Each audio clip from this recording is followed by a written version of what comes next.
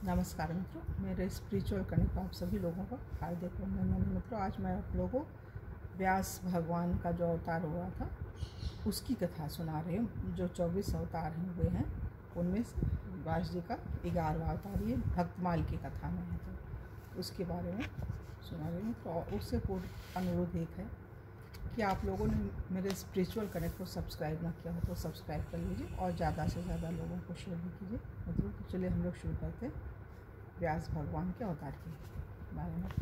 चेदी देश के राजा वसु पर अनुग्रह करके देवराज इंद्र ने एक दिव्य विमान दिया था, जिस पर बैठकर वे आकाश में सबके ऊपर विचरते थे। अतः उनका नाम उपरिचर वसु पड़ गया था।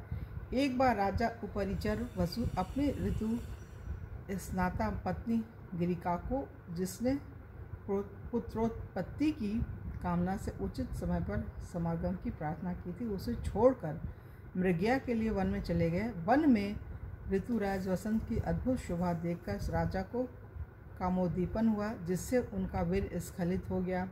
राजा ने यह विचार कर कि मेरा वीर भी व्यर्थ न जाए और रानी का ऋतुकाल भी व्यर्थ न हो, अतः वटपत्र पुटक में रखकर एक बाज पक्षी की तरह उस वीर को रानी के पास भेजा।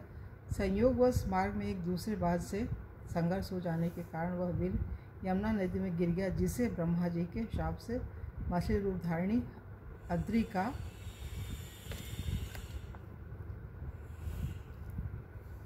अद्रिका नाम की अप्सरा पी गई। और कालांतर में जब मत्स्यजीवी मल्लाहों के जाल में वह मछली फंसी और मछुओं ने उसके पेट को चीरा, तो उसमें अत्यंत सुंदर एक पुत्र और एक कन्या रत्न को पाया। मछुओं ने उन दोनों संतानों को राजा उपरिचर वसु को निवेदन किया। राजा ने पुत्र स्वयं ले लिया, जो आगे चलकर मत्स्य नामक बड़ा धर्मात्मा राजा हुआ। कन्या के शरीर से मछली की गंध आती थी, अतः उसे दासराज नामक मल्लाह को सौंप दिया। वह रूप के साथ साथ सत्य से युक्त थी, अतः उसका नाम सत्यवती नाम पड़ा। एक बार तीर्थ यात्रा के उद्देश्य से विचरने वाले महर्षि पराशर ने उसे देखा, तो शुभ संयोग देखकर बुद्धिमान पराशर ने उसके साथ समागम की इच्छा प्रकट की। सत्यवती ने संकुचित होकर अपने कन्यात्व के दूषित दिन होने के कारण नदी के आर पार दोनों तटों पर उपस्थित लोगों द्वारा देखे जाने तथा अपने शरीर से मछली की से दुर्गंध निकलने की बात कही। समर्थ ऋषि तीनों जो कठिनाइयाँ थी उनको दूर कर दिया। ऋषि ने आशीर्वाद दिया, तुम्हारा कन्या भाव सुरक्षित रहेगा, शरीर से सुंदर सुगंधी निकलेगी जो 1 योजन तक फैलेगी, और कोहरा के सृष्टि कर चारों ओर अंधेरा कर दिया। तब तो वरदान पाकर प्रसन्न हुई सत्यवती ने उन अद्भुत कर्मा महर्षि पराशर के साथ समागम किया और तत्काल ही एक शिशु को जन्म दिया। यही शिशु पराशर जी से उत्पन्न होने से पाराशर्य, यमुना जी के द्वीप जल से घिरे भूभाग में उत्पन्न होने से द्वैपायन, वेदों का व्यास मीन्स विस्तार करने से वेद व्यास नाम से विख्यात हुआ। इन्होंने माता से कहा, आवश्यकता पड़ने पर तुम मेरा स्मरण करना, मैं अवश्य दर्शन दूंगा। इतना कहकर माता की आज्ञा ले श्री व्यास जी ने तपस्या में मन लगाया।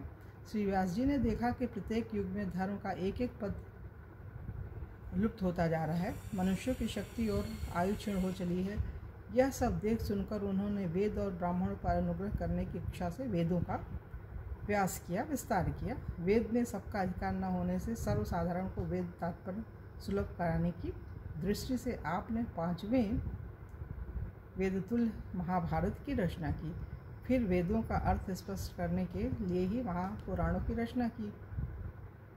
परंतु मन में जैसी शांति चाहिए वैसी शांति नहीं होने से अपने को अकृतार्थ सा मानकर खिन्नता को प्राप्त श्री व्यास जी ने देवर्षि नारद जी की प्रेरणा से श्रीमद् भागवत महापुराण की रचना कर परम विश्राम पाया। परम हंसाचार्य सुखदेव जी आपके पुत्र हैं, व्यास जी के ही पुत्र हैं सुखदेव जी। तो यहाँ पर मित्रों ये व्यास भगवान के अवतार की कथा पूरी हो गई, और कल की वीडियो में आप लोगों से पृथु अवतार की कथा के बारे में बताएंगे। तब तक के लिए जय हिंद, जय भारत, ओम शांति।